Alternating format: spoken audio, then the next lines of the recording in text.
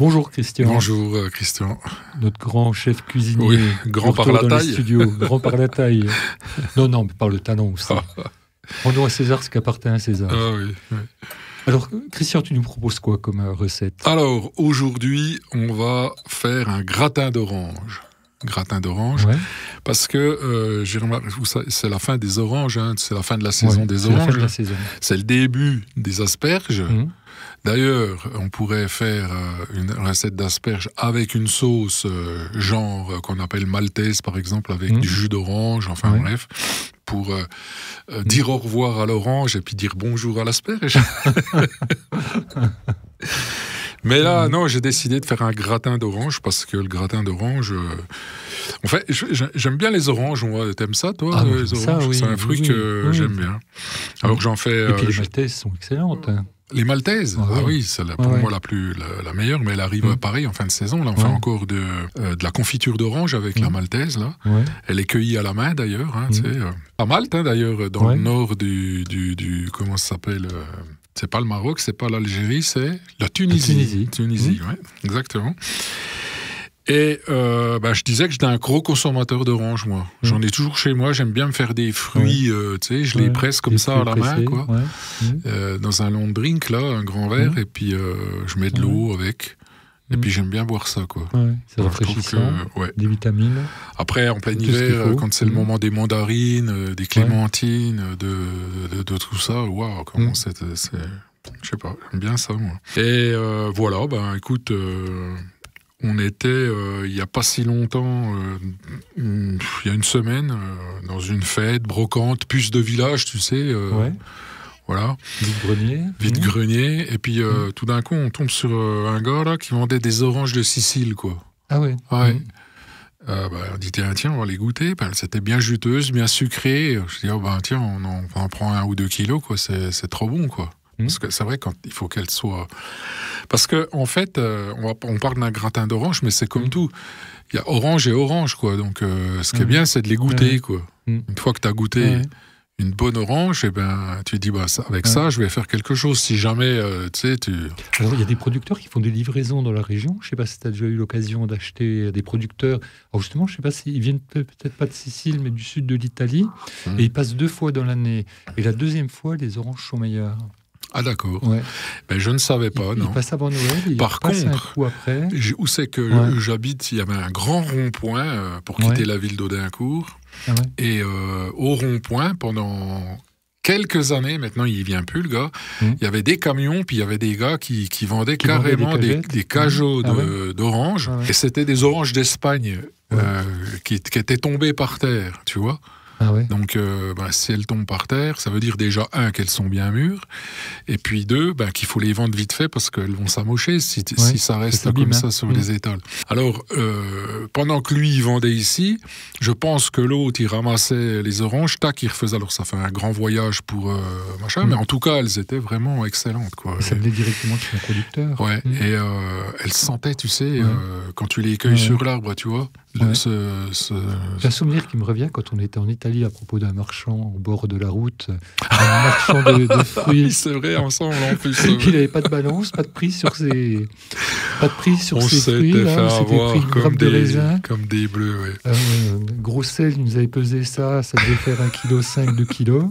Et puis il nous avait demandé une somme astronomique. Et nos épouses dans la voiture, elle souriait. Elle rigolait pas. Ça fait penser à ça. Ton vendeur d'orange, il avait ses prix sur ses cagettes ou c'était à la tête du client? Mais c'était à la cagette. Ah, c'était à la cagette. Il y avait un prix à la cagette. Un cagette temps. Donc, il ne pesait pas comme ça. Il ne pesait pas, non. Mais enfin, ça valait le coup, quoi. Oui, parce qu'au bord de la route, il faut se méfier, je pense. Pas de tout. Il y a toutes sortes de clients. Exactement, À propos d'orange, est-ce que tu sais, ça vient d'où l'expression je vais finir par t'apporter des oranges, qui signifie tu risques de finir en prison. Pourquoi on dit des oranges en plus? Pourquoi on apporte des oranges, surtout que on n'est pas un pays où c'est qu'on y a des orangers. Ça va peut-être venir avec la... Oui, c'est une expression populaire. On dit toujours tu sais, tu m'apporteras des oranges quand je serai en prison. Si on a fait quelques mauvais coups. Alors, non, je ne sais pas d'où elle vient. Eh bien, écoute, en 1892, à Paris, les élèves des Beaux-Arts donnent leur bal de fin d'année. D'accord ? Et il y a là un modèle qui s'appelle Sarah Brown. Alors, les modèles dans les Beaux-Arts, c'est des mecs ou des nanas qui se mettent nus, parce que généralement, les étudiants les dessinent, quoi, les croquent, donc c'est pas quelque chose de... Voilà. Et donc, pendant leur bal de fin d'année, donc il y avait un modèle qui s'appelait, donc je le répète, Sarah Brown, et puis qui est arrivé seins nus, quoi. Tu vois, pour marquer le coup. Alors, on est en 1892, hein, t'imagines, hein, donc, scandale. Et il y a un sénateur qui s'appelle René Béranger qui décide de la poursuivre en justice. Ah oui. Tac. Alors, elle est jugée, mais la condamnation fait un foin du tonnerre parce qu'il y a eu même des émeutes au quartier latin, donc à cette époque-là. Donc, libéré Sarah Brown. Ouais. Alors, la petite histoire de l'orange, c'est qu'il y avait un poète qui s'appelait Raoul Ponchon, qui était là, et qui a écrit alors ces vers qui sont devenus célèbres. « Ô Sarah Brown, si on t'emprisonne, pauvre ange, le dimanche j'irai t'apporter des oranges. » Ah oui. Voilà pourquoi orange, c'est devenu... Parce qu'en fait, orange, j'imagine qu'il a pris quelque chose qui rimait avec ange. Oui. Voilà. Donc c'est tout simplement parce que orange rime avec ange qu'on amène ou qu'on est censé amener maintenant des oranges aux prisonniers. Mais écoute, merci Christian. Voilà pour la petite histoire. Ah, oui. L'anecdote valait le coup. Alors, c'est quand même plus sympa que de dire le dimanche j'irai t'apporter tes rechanges. Bah oui. Ou des mésanges, des phalanges, des enfin bon, bref. Ouais. Alors, c'était quoi la recette au fait? Oui, c'est vrai, on part. On est censé faire une émission, une recette de cuisine, Christian. Merci de me remettre sur la bonne voie. Alors, on fait un gratin d'orange, hein, c'est ça que j'ai dit, on fait un gratin. Donc, il va falloir que vous trouviez 4 ou 5 grosses oranges juteuses, sucrées, délicieuses. C'est déjà la première chose. Voilà. Il faut goûter. Il faut les goûter. Une fois que vous aurez trouvé ça, je veux dire, le reste...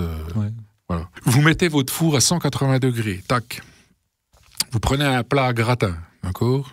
Ou un genre moule à manquer, toi, un plat avec des rebords qui font 5 cm, c'est minimum, quoi. Ouais. Et puis, prenez du beurre et du sucre, et avec votre main, d'accord, vous allez garnir ou chemiser, on va dire, le plat avec vos doigts. Là. Tu prends le beurre et puis tu l'étales avec ta main sur les côtés aussi pour pas que ça colle, quoi, pour que ça, voilà. Puis tu rajoutes du sucre dessus, tu sais, tu saupoudres comme ça. Donc tu as un plat devant toi qui est, on va dire, chemisé avec du beurre et du sucre, d'accord. Alors après, tes 4-5 oranges, il va falloir les éplucher, quoi, d'accord. Tout simplement à la main, hein, la peau elle part bien facilement, quoi.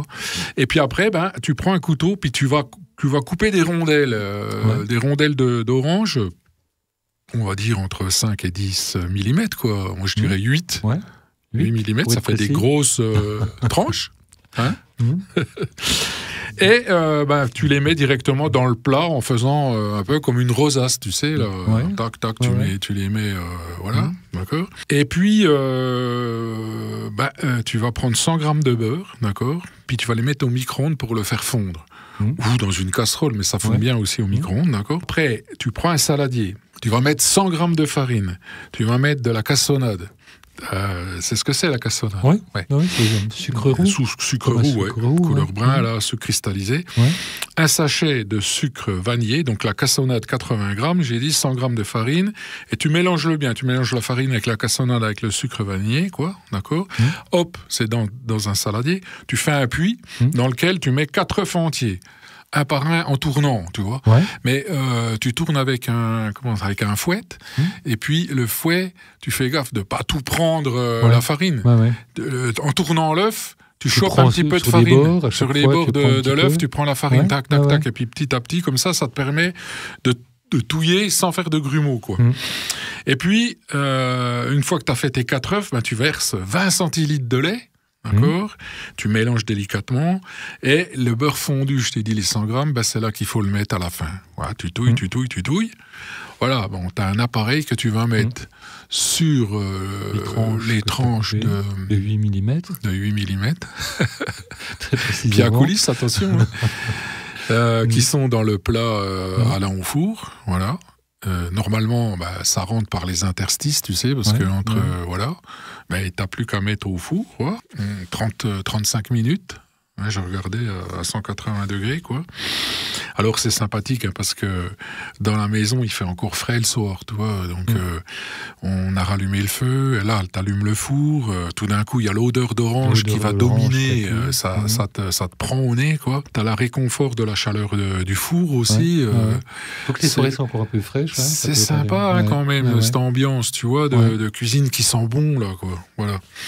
Donc après, tu le sors du four au bout de 30-35 minutes, quoi, tu laisses tiédir avant de déguster, quoi. Comme on est au dessert, ou alors tu as fait ça juste pour, pourquoi pas, un repas à l'orange le soir, comme ça, tu peux te verser peut-être une coupette de Grand Marnier. Bah ouais, je trouve, pour nous rappeler un petit peu le goût. Hein. Ou alors du champagne, si c'est la fête de quelqu'un. Ouais. Une coupette de Grand Marnier. Ouais. Une petite coupette, avec modération. Qui c'est le Grand Marnier? C'est ton chef? Merci Christian. Salut. On va arrêter là parce que je sens que ça va partir en sucette. Merci, à la semaine prochaine. Bye bye, salut.